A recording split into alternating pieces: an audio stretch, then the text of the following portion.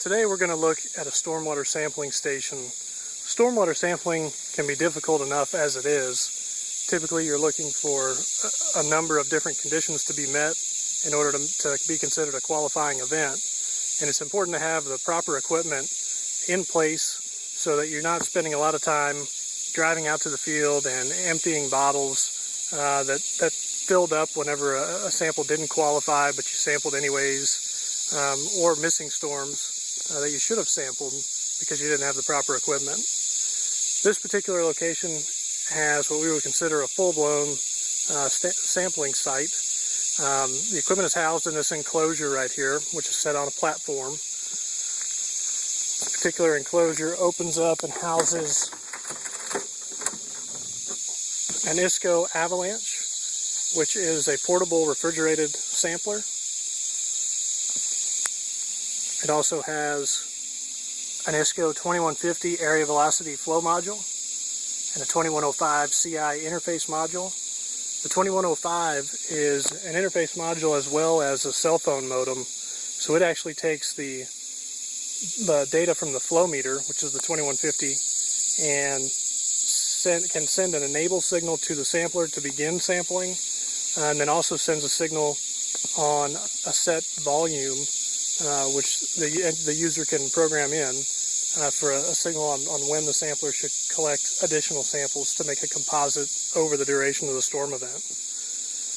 There's also, at this particular site, another modem back here in the back that we call a 6712 CI modem.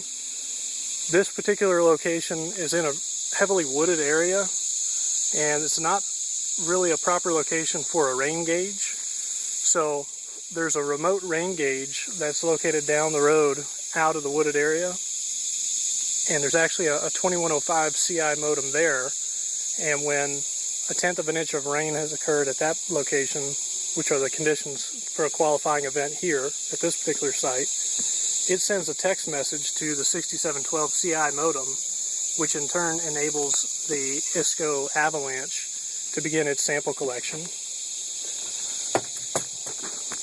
Once the Avalanche has been initiated by that text message, it actually turns on the refrigeration and it begins cooling the inside of the sample compartment. So when the program is running and waiting on a signal to actually initiate that sampling program, the sample bottle compartment is not cooled, so it's not using battery power to keep a refrigerator cold when it doesn't need to be cold. Particular setup is a 4-bottle setup. The Avalanche can also be set up with a single bottle. You also see the battery inside the enclosure, and we have the solar panel. Normally we'd mount it kind of right next to the enclosure, but again, since we're in such a wooded area, we found kind of the most open spot that we could reach nearby and put the solar panel across this gravel road. So there's conduit underground that has the cable connecting the solar panel back to the solar panel regulator inside the enclosure. Also,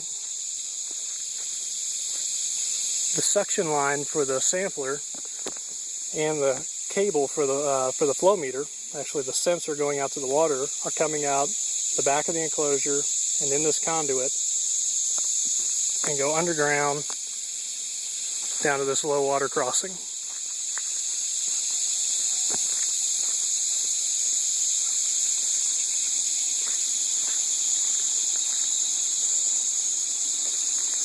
So this low water crossing has 4 2-foot by 2-foot concrete culverts, and we don't have a meter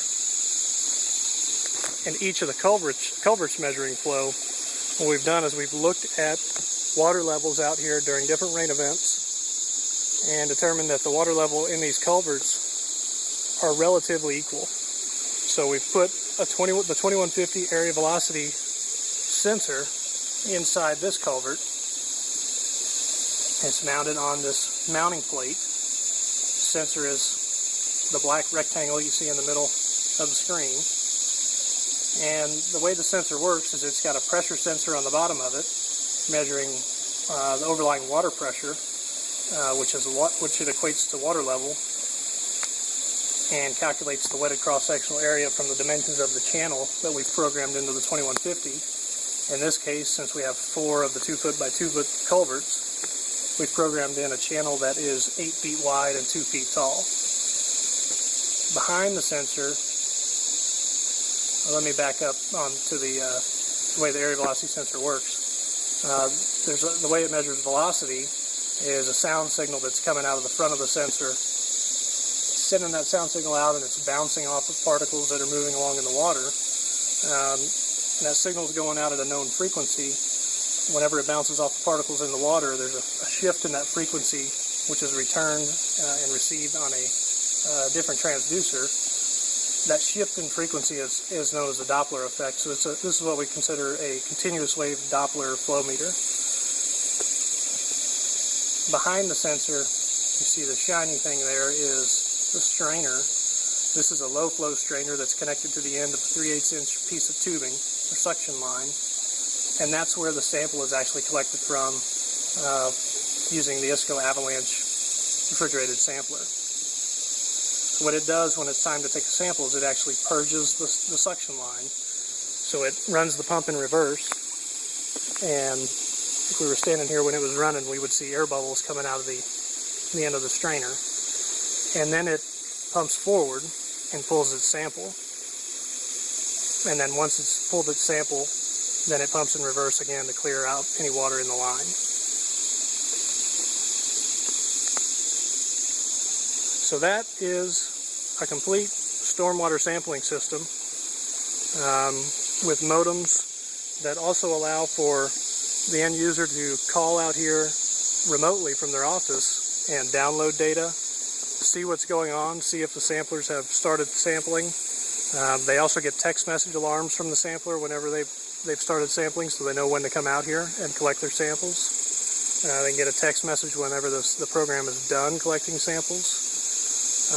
And they can also do any program changes from the office as well. So if it's the weekend, or say it's a lot of times what people run into is a storm they know is going to happen in the middle of the night when the lab is going to be closed, and in this case the customer can actually connect to the site from their office and disable the sampler. That way the next day they don't have to drive out to the site just to empty out bottles from samples that they weren't able to use because the lab was closed.